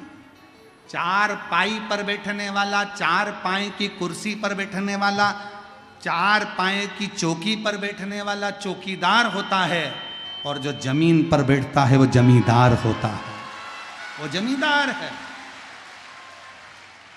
जमीन पर बैठा है। और चौकीदार और जमींदार में अंतर है। चौकीदार को बड़े ध्यान से बैठना पड़ेगा, कुर्सी संभाल कर, जाए नहीं। कुर्सी पे से जाएगा तो दूसरे को क्या कर जाए, संभाल के रखना, सिर पे पल्लू लेके, मेरी है, संभाल कर। और जमींदार अपनी मर्जी से, कई जमींदार तो ऐसे भी बैठे हैं कि कथा सुनते सुनते जेब में से निकाल भी लेते हैं, धीरे धीरे मल भी लेते हैं। और जैसे ही भजन का इंतजार करते हैं, महाराज जी जैसे ही भजन खाए तो वो भटकी भी। और जैसे ही महाराज जी ने कहा हर हर महादेव, कई जमींदार ऐसे भी बैठे।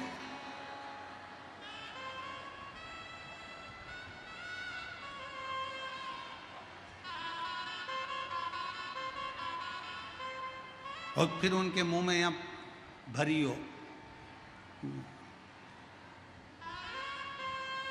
हमें एक बार बहुत एक जगह की बात है, छत्तीसगढ़ में एक जगह कथा करने गए थे और वहाँ पर कोई बहन आ रही थी और उसके मुंह में प्रसाद उसके मुंह में था और उसके साथ एक बच्चा था। बच्चा से हमने बच्चे के मुंह में प्रसाद, हमें लगा सत्यनारायण भगवान के मंदिर से आ रही होगी, तो सत्यनारायण जी का प्रसाद उस बच्चे के मुंह में था। हम नीचे बैठ गए और नीचे बैठकर हमने उससे पूछा तुम्हारा नाम क्या है? तो वो बच्चा पहले तो मुंह में भरा प्रसाद, बोलता नहीं। हमको लगा कि इसके गाली इतने मोटे हैं। फिर पूछा तुम्हारा नाम क्या है? तब वो चिल्ला कर बोला फूलचंद। जो बोला फूलचंद, मुंह में जितनी पंजेरी थी सब मुंह पे।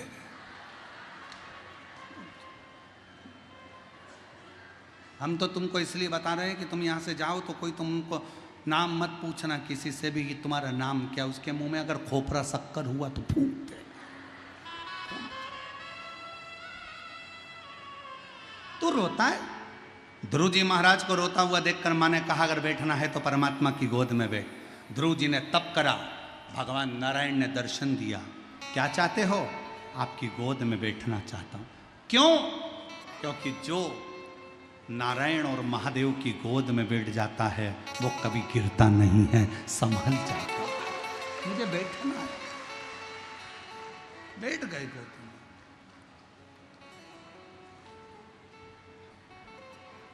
सिंहासन पर ध्रुव जी महाराज विराजित, परमात्मा की गोद में ध्रुव जी बैठे। गए उत्तानपाद अपने बेटे को लेकर गए, सिंहासन पर बिठाए। जब हम परमात्मा की गोद में बैठना चालू कर देते हैं तो परमात्मा एक ना एक दिन हमें सिंहासन पर ले जाकर बिठा ही देता है। क्या करता है देवाधिदेव महादेव? हमें हाथ पकड़कर अपनी मंजिल तक पहुंचा ही देता। मंजिल